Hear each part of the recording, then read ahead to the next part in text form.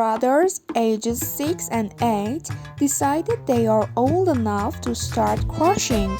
So they plan to use dirty words the next morning. At breakfast, the 8-year-old says he'll use the word hell and tells the 6-year-old to use. Well, the next morning they head downstairs for breakfast. And when their mother asks them what they want, the 8-year-old says, "Oh, hell, I'll have some Fruit Loops." Shocked, the mother wheels around and backhands him on his chair, sending him screaming back upstairs. She then turns to the 6-year-old and says, "What are you going to have?" He replies, "I don't know, but you can bet it ain't gonna be Fruit Loop." A wife begins to get a little worried because her husband has not arrived home on time from his regular Saturday afternoon golf game. As the hours pass, she becomes more and more concerned until at 8 p.m. The husband finally pulls into the driveway. "What happened?" says the wife. "You should have been home hours ago. Harry had a heart attack at the 3rd hole," replied the husband. "Oh, that's terrible," says the wife. "I know," the husband answers. "All day long it was hit the ball, drag Harry, hit the ball, drag Harry." A blonde was complaining to her friend about constantly being called a dumb blonde. Her friend tells her, "Go do something to prove them wrong. Why don't you learn all the state capitals or something?" The blonde thinks this is a great idea and locks herself up for 2 weeks studying. The next party she goes to, some guy who is making dumb blonde comments to her. She gets all indignant and claims, "I'm not a dumb blonde. In fact, I can name all the state capitals." The guy doesn't believe her, so she dares him to test her. He says, "Okay, what's the capital of Montana?" The blonde tosses her hair in triumph and says, "That's easy. It's M." Robinson came home in great excitement and said to his wife, "You'll never believe it, dear, but I've discovered an entirely new position for lovemaking." "Really?" said Mr. Robinson, interested at once. "What is it?" "Back to back." "But that's crazy. We can't do anything back to back."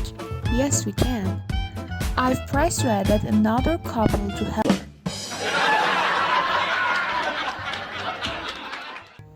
A chicken farmer goes to a local bar, sits next to a woman, and orders a glass of champagne. The woman perks up and says, "How about that? I just ordered a glass of champagne too." "What a coincidence," he says. "This is a special day for me. I'm celebrating." "This is a special day for me too, and I'm also celebrating," says the woman. "What a coincidence," says the man. As they clink glasses, he asked, "What are you celebrating?" "My husband and I have been trying to have a child, and today my gynecologist told me I'm pregnant." "What a coincidence," says the man. "I'm a chicken farmer. For years all my hens were infertile, but today they're finally laying fertilized eggs." "That's great," says the woman. "How did your chicken become fertile?" "I switched cocks," he replies. She smiles and says, "What a coincidence." A bus stops and 2 Italian men get on. They seat themselves and engage in animated conversation. The lady sitting behind them ignores their conversation at first, but her attention is galvanized when she hears one of the men say the following. Emma come first, then I come. Two asses, they come together, I come again.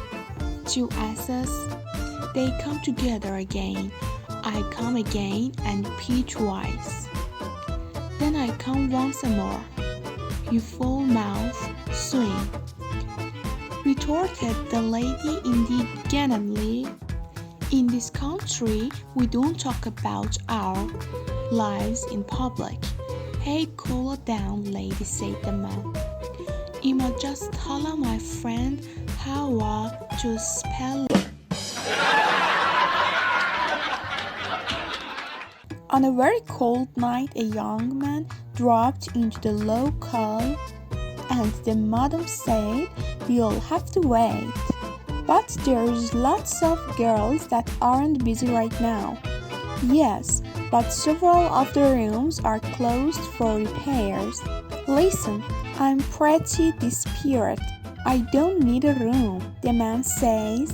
So he takes his money and he goes upstairs with one of the staff, and after looking for a place to consummate the transaction, they decide to do it on the roof.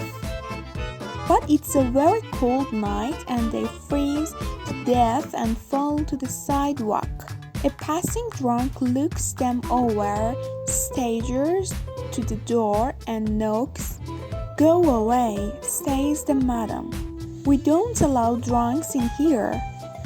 "I don't want in," says the drunk. "I just wanted to tell you that your sign fell down."